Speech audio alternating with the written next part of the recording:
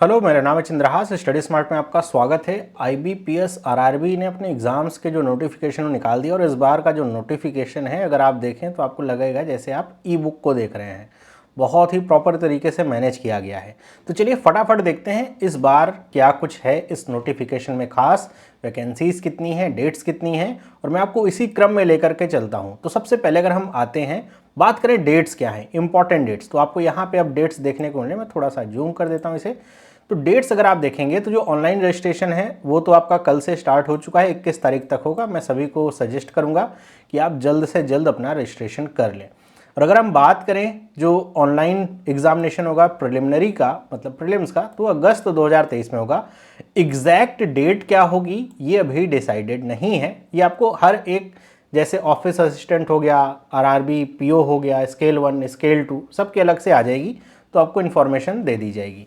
Result इसका सितंबर में आ जाएगा और उसके बाद जो मेन एग्जामिनेशन होगा वो भी आपका सितंबर में ही होगा।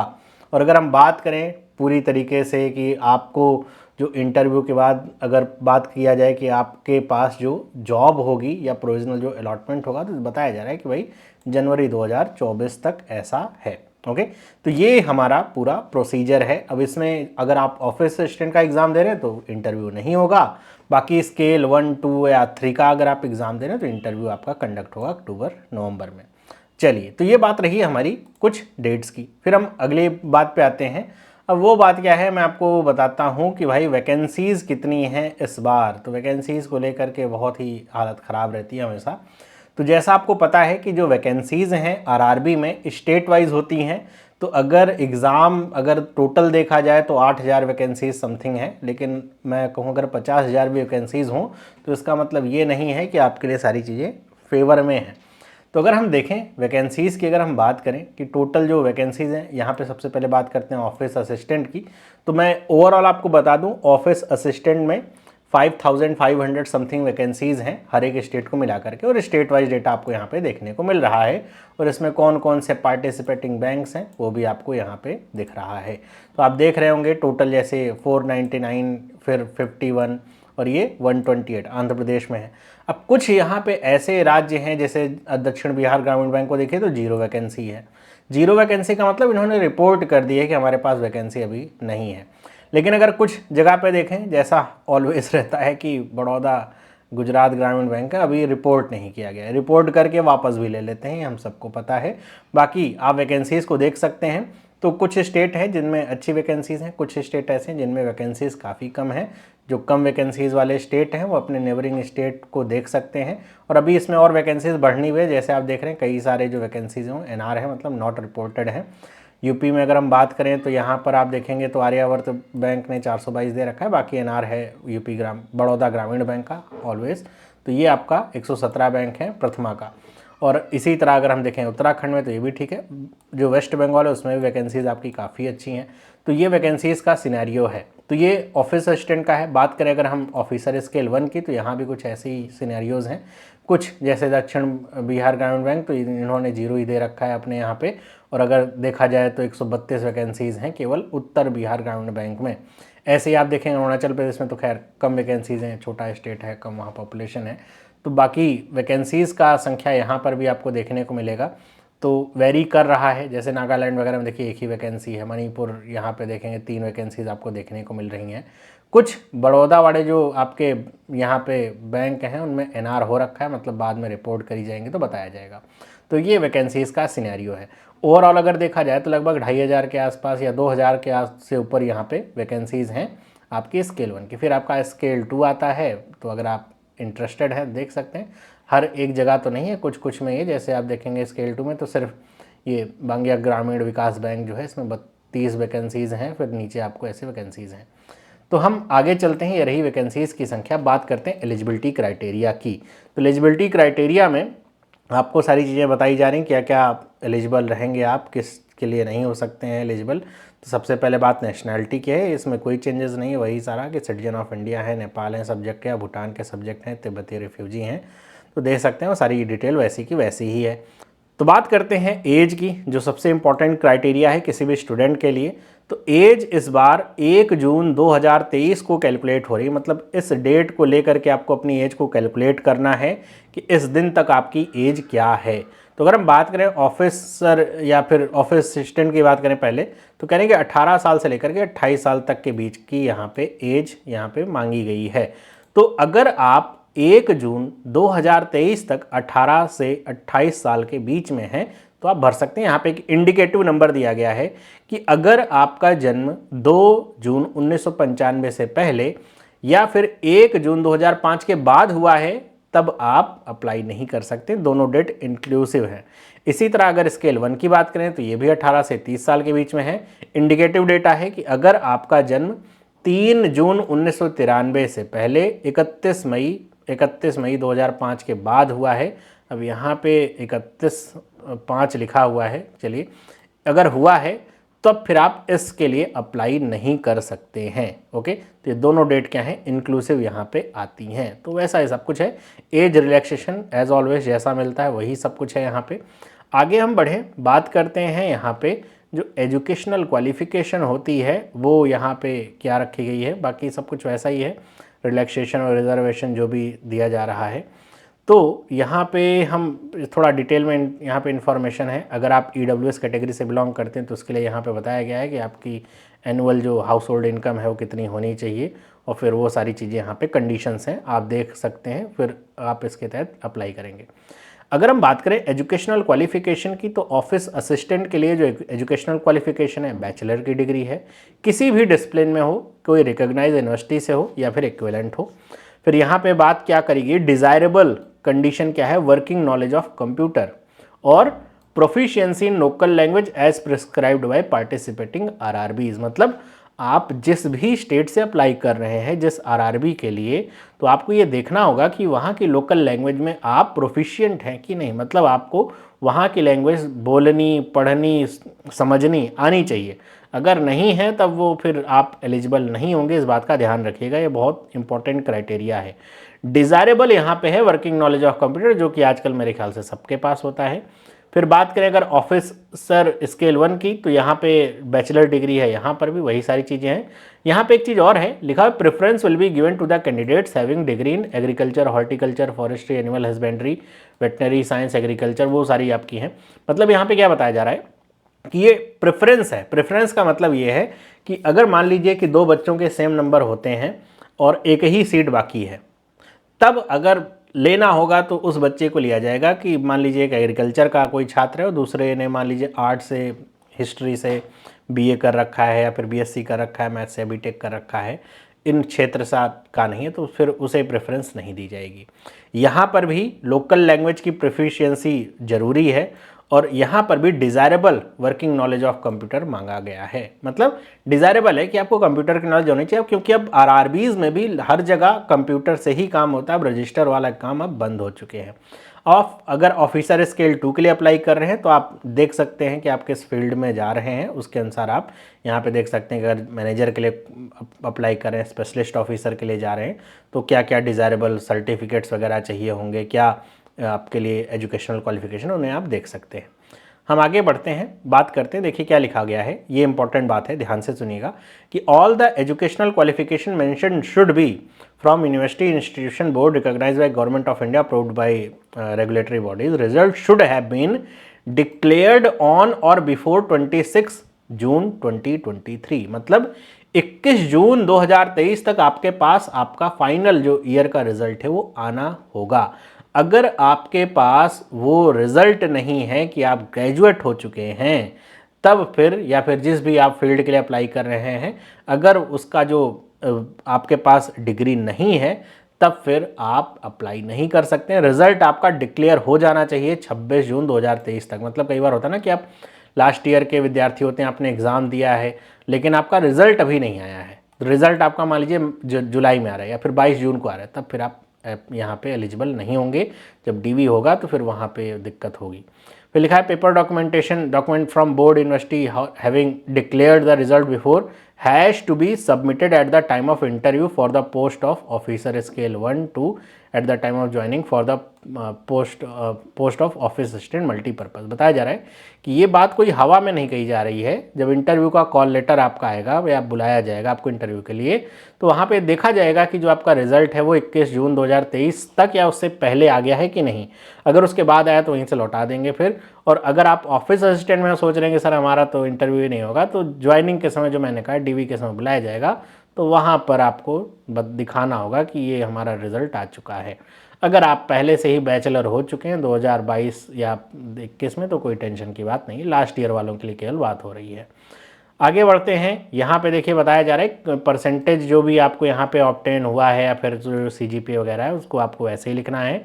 और यहाँ पे जो परसेंटेज का लिखना है वो नियरेस्ट ऑफ 2 डेसिमल में लिखना है। मतलब ऐसा नहीं होता है कि कई बार जैसे यहाँ पे एक इंडिकेटिव दिया जाता है, बहुत सारे बच्चे समझते हैं सर 60% चाहिए क्या, नहीं लिखा गया था fraction of percentage arrived will be ignored that is 59.99% will be treated as less than 60%। कि मतलब मान लीजिए आपके 59.99% नंबर है तो आप इसे यही लिखेंगे, आप ऐसे नहीं लिखेंगे कि हमारा 60% है, फर्स्ट डिवीजन है। और अगर 54.99% है तो इसको 55% से लेस ही ट्रीट किया जाएगा, 55% नहीं ट्रीट किया जाएगा। एक चीज़ और, प्रोफिशिएंसी इन लोकल लैंग्वेज का यहाँ पे थोड़ा सा डिटेल में मतलब बताया जा रहा है कि ऑफिसर स्केल 1 और ऑफिस असिस्टेंट के लिए प्रोफिशिएंसी की जरूरत होती है लोकल लैंग्वेज के लिए। यहाँ पे ये बताया जा रहा है कैसे डिसाइड होगा कि आपके पास है कि नहीं। तो लिखा गया जो कैंडिडेट हैं जो जिस स्टेट से अप्लाई करें, मान लीजिए आप यूपी से अप्लाई करें तो हिंदी होगा, बिहार से अप्लाई करें तो हिंदी होगा। लिखा है कि लैंग्वेज ऑफ द स्टेट जो होगा वो आपने अगर स्टैंडर्ड 8 मतलब क्लास 8 तक, कक्षा 8 तक अगर आपने पढ़ रखा है या फिर कक्षा 8 से ऊपर पढ़ रखा है किसी भी स्कूल या एजुकेशन में, क्लास 8 या उससे ऊपर पढ़ रखा है, तो फिर माना जाएगा कि अच्छा प्रोफिशिएंट हैं इस फील्ड में, है ना। मतलब मान लिया जाएगा ठीक है प्रोफिशिएंट हैं आप। लेकिन यहाँ पे अगर ये बात है कि मान लीजिए आपने अप्लाई किया, आप सोच रहे हैं कि हम कह देंगे लेकिन आपके पास कोई डिग्री वगैरह नहीं है, लिखा है कि certificate to be effect of 8 level standard would be consider proficient in that language. लिखा है जहाँ पर कैंडिडेट के पास ये सर्टिफिकेट नहीं है, या फिर मान लीजिए आपने वेस्ट बंगाल से अप्लाई किया, आप यूपी के रहने वाले हैं, वहाँ पे मान लीजिए बंगाली मांगी जा रही है, तो आपने तो हिंदी पढ़ रखा है, तो वहाँ पे ये माना नहीं जाएगा। तो उसके लिए क्या कहा जा रहा है, requirement local language at the time of selection he will be given a time of 6 month from the date of joining to acquire the proficiency. कि आपको मान लीजिए सिलेक्शन हो जाता है तो ऐसा नहीं भगा देंगे मार के कि हटो यहाँ से, ये होगा कि आपको 6 महीने का समय दिया जाएगा। चलिए सिलेक्शन हो गया है, 6 महीने का समय है, आप जो उस स्टेट की लोकल लैंग्वेज है उसे आप सीख लीजिए, मतलब बोलना सीख लीजिए, समझना सीख लीजिए। लिखा है this period can be extended by the board of RRB with in the frame of the work of rule provided in such extension should not be beyond the probation period. की मतलब कहा जा रहा है बढ़ाया भी जा सकता है लेकिन प्रोबेशन पीरियड से ज़्यादा नहीं बढ़ाया जाएगा। अगर आप इसमें फेल हो गए तब दिक्कत की बात है कि 6 महीने का समय दिया गया, आप सोचिएगा अच्छा समय दे करके भूल गए ये लोग और आपने सीखी नहीं लैंग्वेज, और फिर आपका वहाँ पे टेस्ट वगैरह हुआ, पूछा गया और आप नहीं बता पा रहे हैं, तब फिर दिक्कत की बात हो जाएगी क्योंकि आप प्रोबेशन पीरियड में चल रहे होंगे। ओके, अच्छा आगे बात करते हैं। एक और इम्पॉर्टेंट पॉइंट है जिसमें बड़े सारे बच्चे कंफ्यूज हो रहे हैं, वो है क्रेडिट हिस्ट्री का।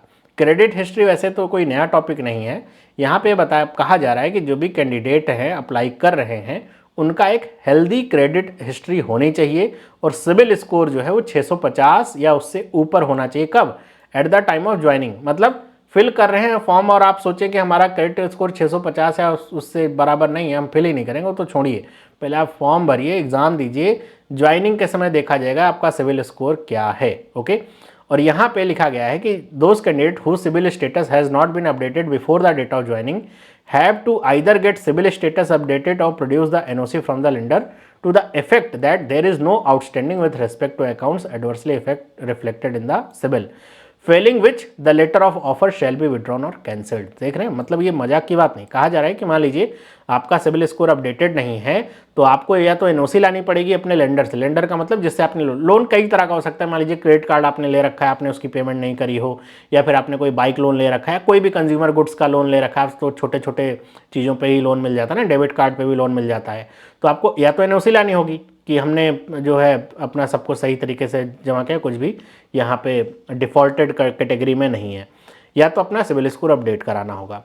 लेकिन अगर आप ये दोनों करने में फेल रहते हैं और ये फिर निकल के आता है कि आपका सिबिल स्कोर 650 से नीचे है, तब फिर जो आपका ऑफर लेटर है उसको या तो विड्रॉ कर लिया जाएगा तो कैंसिल कर दिया जाएगा। एक बात यहाँ पे और कि candidates with no bank account shall not be required to produce civil status. मतलब ऐसे कैंडिडेट, मतलब मान लीजिए आपने कभी लोन लिया ही नहीं है तो आपका कोई सिविल स्कोर बना ही नहीं होगा, तो फिर ऐसे स्टूडेंट को फिर इसकी चिंता करने की ज़रूरत नहीं है ना। सिविल स्कोर तभी बनेगा जब आप कभी किसी जगह से लोन लिए होंगे। अगर आपने कहीं से कोई लोन नहीं लिया है, और लोन का मतलब ऐसा नहीं कि दोस्त से उधार, मतलब इंस्टीट्यूशनल कोई लोन नहीं लिया है, तो फिर सिविल स्कोर आपका नहीं बना होगा, तो उसके बारे में आपको चिंता करने की जरूरत नहीं है।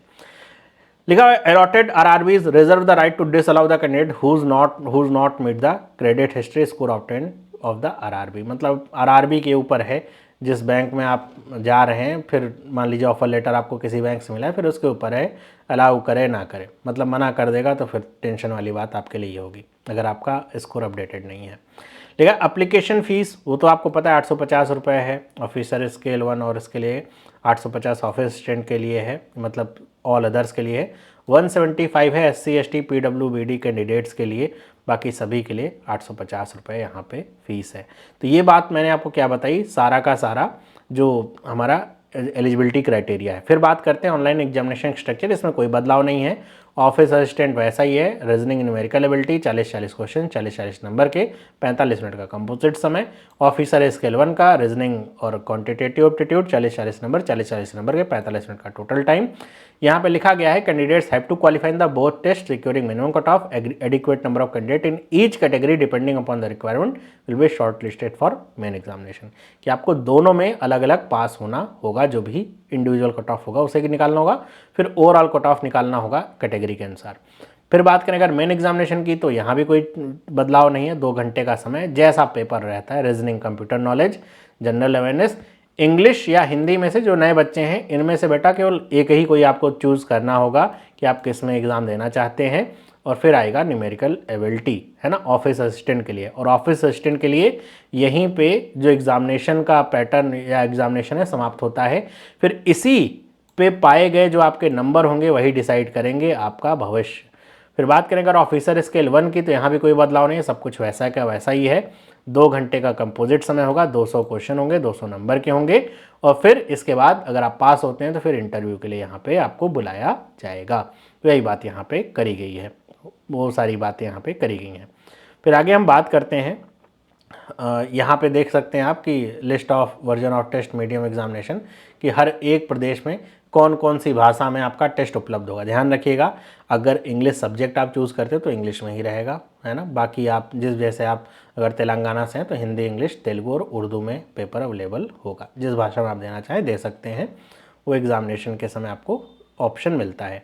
फिर बात करें अगर कट ऑफ की या फिर पेनाल्टी की, पहले बात कर लेते हैं। तो लिखा है पेनाल्टी दोनों में है, प्रीलिम में भी है, मेंस में भी है, दोनों में ही पेनाल्टी कितने की, 1/4 की है। अब 1/4 का मतलब समझिएगा, अगर 1 नंबर का क्वेश्चन है तो 0.25, 2 नंबर का क्वेश्चन है तो 0.5 नंबर का यहाँ पे आपको नेगेटिव मार्किंग मिलेगी। अगर आपने कोई आंसर नहीं किया तो कोई पेनाल्टी नहीं। कट ऑफ की बात करें तो लिखा हुआ है कि जो कैंडिडेट ऑनलाइन मेन एग्जामिनेशन में जितना नंबर पाएगा उसी के अनुसार उसको शॉर्टलिस्ट किया जाएगा, कैटेगरी के अनुसार, जितनी वैकेंसीज हैं उसके अनुसार। ऑफिसर स्केल 1 की बात करें तो लिखा है सारे जो कैंडिडेट हैं मिनिमम स्कोर जो पाएंगे किसमें, एक तो ऑनलाइन मेन एग्जामिनेशन में, और उसके बाद वहाँ से शॉर्टलिस्ट होंगे किसके लिए, इंटरव्यू के लिए। फिर उसके बाद जितनी वैकेंसीज होंगी, adequate number of candidate each category exceeding 3 times of the declared vacancy shall be called for interviews. मतलब इंटरव्यू के लिए जितनी वैकेंसी, मान लीजिए किसी स्टेट में 400 वैकेंसीज हैं तो मेन एग्जामिनेशन में उस 400 की जगह 1200 कैंडिडेट को इंटरव्यू के लिए बुलाया जाएगा, लेकिन सेलेक्ट केवल 400 लोग ही होंगे। ओके, और फिर उसमें से आपका ऑनलाइन फिर मेन एग्जामिनेशन होगा। मेन एग्जामिनेशन के नंबर और इंटरव्यू के नंबर दोनों को जोड़ करके जो शॉर्ट लिस्टिंग है वो होगी, मतलब फाइनल जो आपकी मेरिट लिस्ट बनेगी उसकी होगी। फिर यहाँ पे देखिए score obtained online examination preliminary mains, इसके लिए सारी चीज़ें आपको जो मैंने अब बताई वही सारी की सारी चीज़ें हैं।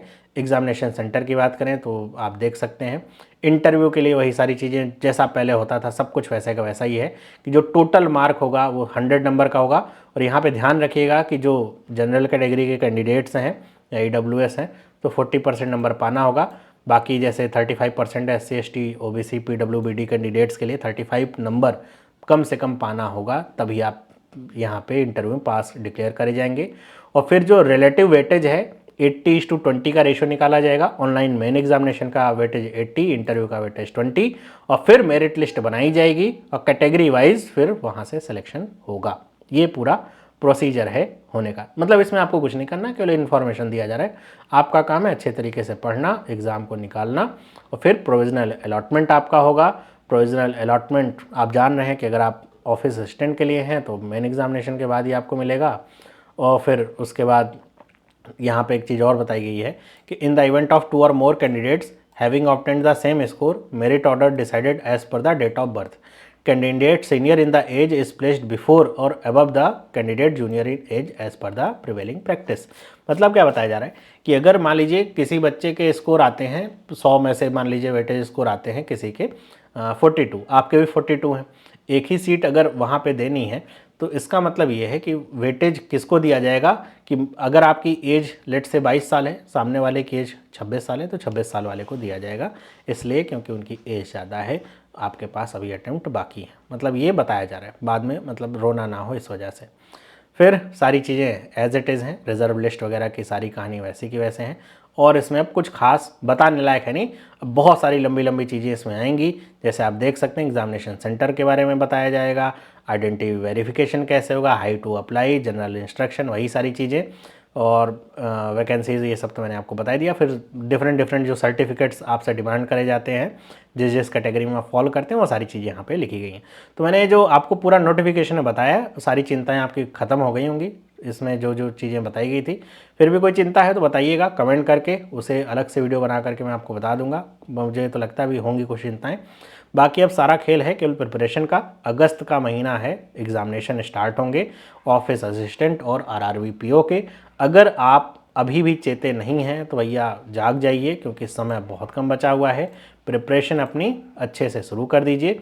जो प्रैक्टिस क्लास है स्टडी स्मार्ट की, वो स्टार्ट होगी हमारी ट्यूसडे से स्टार्ट करेंगे प्रैक्टिस क्लास, और फिर हम RRBPO को टारगेट लेकर के आपको बहुत सारे अच्छे अच्छे क्वेश्चन कराएंगे, जो आपको बहुत हेल्प करेगा आगे के एग्जामिनेशन में। तो मिलते हैं हम अगले वीडियो में। सभी लोगों को बाय।